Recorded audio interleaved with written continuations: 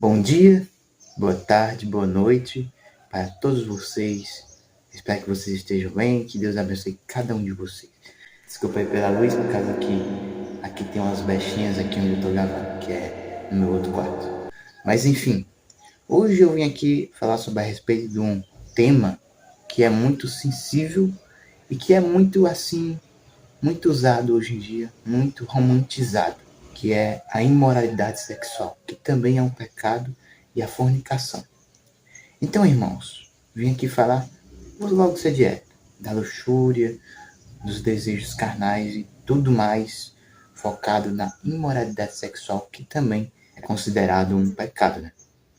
Mas enfim, a gente passa a vida toda entendendo que quando você se relaciona com alguém, a gente é ensinado pelo mundo que quando você se relaciona com alguém, você tem que ser um cara que pega qualquer mulher, que sai pegando mulher aí, que passa a noite com mulheres e tudo mais, que, sei lá, se você é o cara que fica com muitas mulheres, que vive pelo prazer, você é o cara mais foda do mundo, mas na verdade é o ao contrário, o que a Bíblia diz, que está escrito em Mateus, capítulo 5, versículo 27 ao 28, que diz assim: Vocês ouviram o que foi dito, não cometa adultério.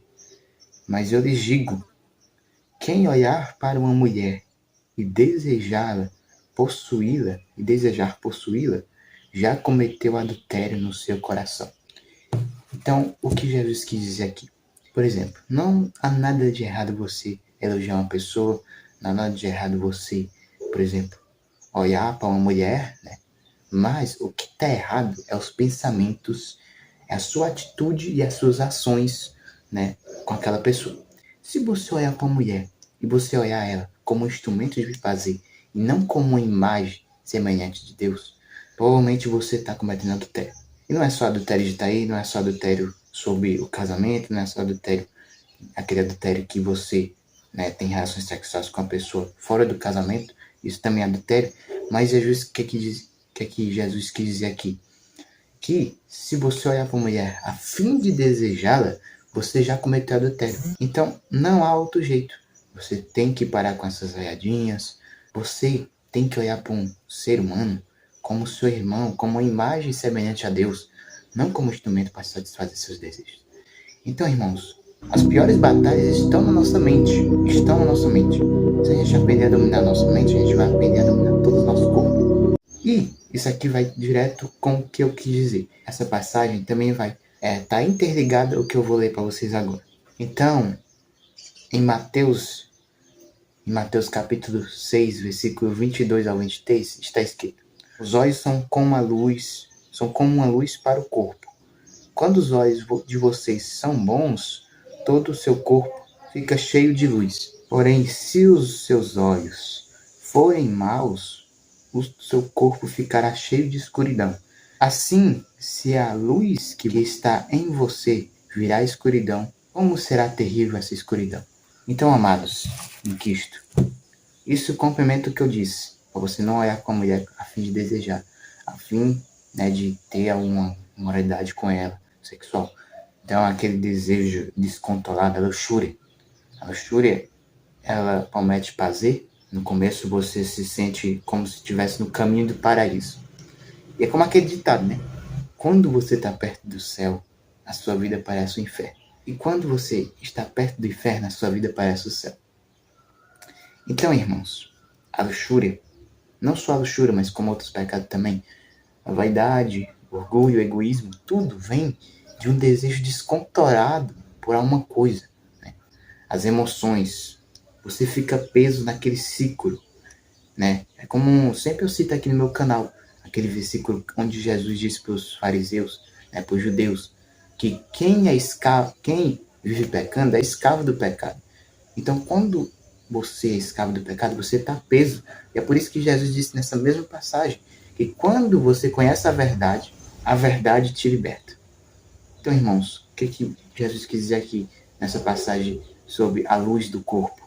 Quando os seus olhos são bons, quando você é puro, quando você olha para uma pessoa não vendo maldade, como assim eu não posso olhar para uma mulher? Por exemplo, vamos dar um exemplo. Tá passando uma mulher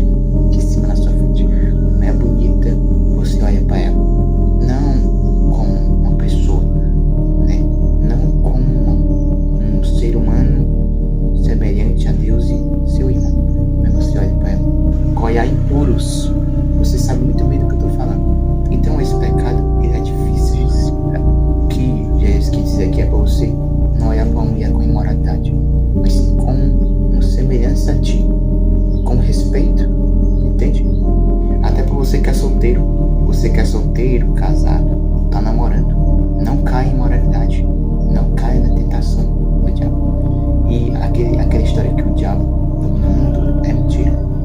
Se ele dominasse o mundo, não existia o livre-arbítrio. Você escolhe o que você quer fazer. Se, por exemplo, eu escolho bater num homem, numa mulher, eu estou escolhendo fazer a maldade. Eu mesmo que escolho. Isso não é Deus. Deus não obriga ninguém. A tentação vem, mas não vem de Deus. Vem do acusador. Então, tome cuidado para que seus olhos não sejam trevas. Se seus olhos forem trevas, também o seu corpo será trevas. E aqui estamos em outro assunto. Fuja do pecado. Não queira se aproximar de Deus para poder fugir do pecado, mas queira ficar com Deus até vencer o pecado. O erro de muita gente, né? Esse foi meu erro também, muitas vezes. Só quando aprendi isso eu comecei a enxergar, né, como realmente fugir do pecado. É você resistir ao pecado, não com sua força, mas com a força de Deus. Você pedir ajuda para Ele e contar tudo para Ele. É como está escrito aqui em Tiago, capítulo 4, versículos 7 ao 10. Portanto, obedeçam a Deus e enfrentem o diabo, que ele fugirá de vocês. Cheguem perto de Deus, e ele chegará perto de vocês. Lavem as mãos, pecadores. Limpem o coração, hipócritas. Fiquem tristes, gritem, chorem. Mudem as suas risadas em choro e a sua alegria em tristeza. Humilhem-se diante do Senhor, e Ele os colocará numa posição de honra. Então, o que quis dizer aqui? Para você não esconder o pecado de Deus. Na verdade, mesmo você tentando esconder, você não vai esconder. O problema aqui, a diferença aqui é que você vai tentar esconder, mas você não vai esconder. Vai piorar mais ainda sua situação se você continuar, né? Sem você achar que tem aquele pensamento, mas eu pequei e Deus não vai perdoar. Aí você está sendo egoísta, você está sendo orgulhoso. Porque independente do seu pecado, Deus vai te perdoar.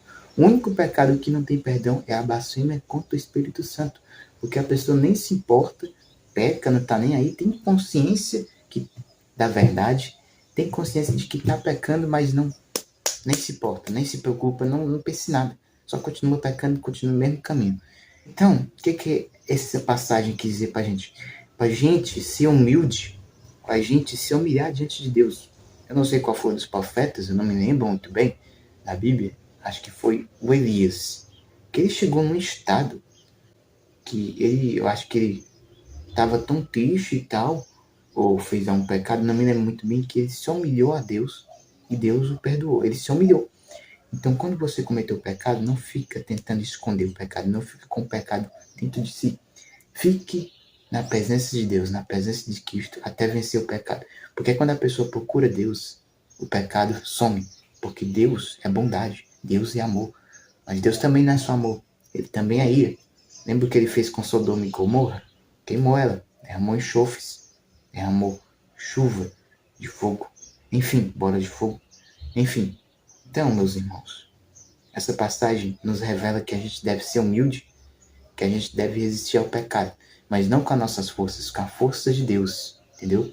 Peça ajuda a Ele, peça sabedoria, peça discernimento. E outra coisa, para você poder vencer a luxúria, você precisa cortar os gatilhos, evitar aquelas olhadinhas, evitar aqueles pensamentos intrusivos. E pensamentos intrusivos é tudo que há de maldade. Então, a imoralidade sexual, ela não é só um pecado, mas você está desonrando o corpo e a semelhança que Deus te deu a Ele, que Deus te deu. Use o seu corpo para as coisas de Deus, use o seu corpo para glorificar a Deus, para fazer a vontade dele, não a sua vontade, não o desejo enfiado de imoralidade. Então, irmãos, eu tenho outra passagem aqui que mostra que a imoralidade sexual não é tipo, os outros pecados são fora, né, do corpo. Porque o único pecado que desonra o corpo é a imoralidade sexual. Então aquele papinho de dar prazer ao seu corpo, de passar a noite com alguém, isso aí não vai te completar, isso aí não vai completar a sua vida. Pelo contrário, só vai te destruir cada vez mais. E quanto mais você alimentar isso, mais você vai se sentir vazio, mais você vai se entristecer, mais você vai entristecer o Espírito Santo de Deus. Então não alimente essas fontes. Corte todos os gatilhos, fuja disso. Resista às tentações. Não é Deus que dá as tentações, mas você mesmo é o seu pior inimigo.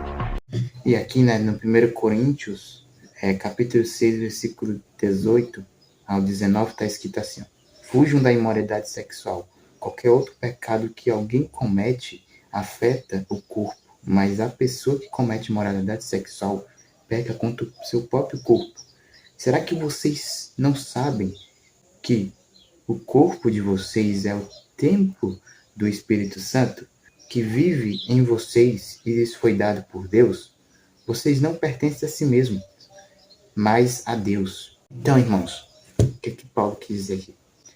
A gente foi feito por Deus. Então, qualquer outro pecado cometido é fora do corpo, mas a imoralidade sexual é no corpo.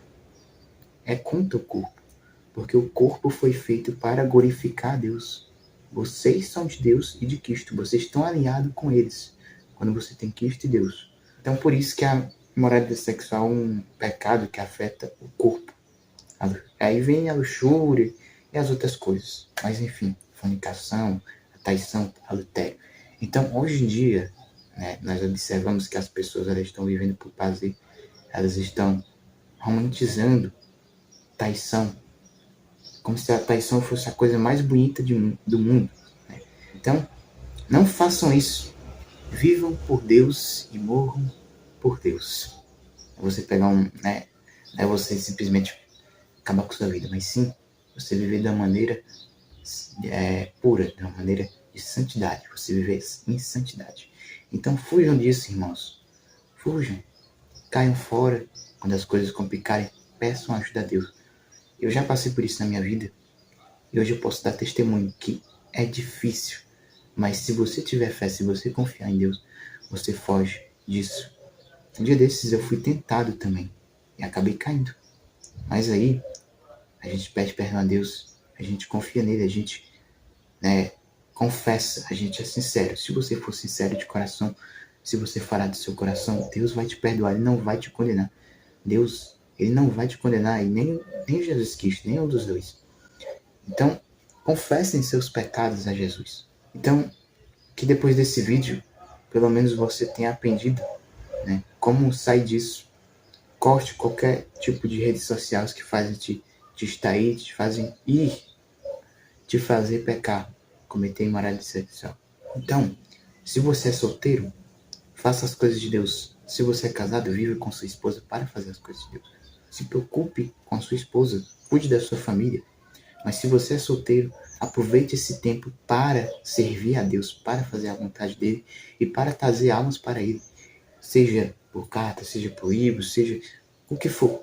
Use seu trabalho também para glorificar a Deus. Espere em Deus e espere no momento certo. Não é o momento certo. Na verdade, né, no livro de Eclesiastes, capítulo 3, né, tem lá que para tudo tem um tempo certo debaixo do sol. Então, esse foi o vídeo. Espero que vocês tenham gostado.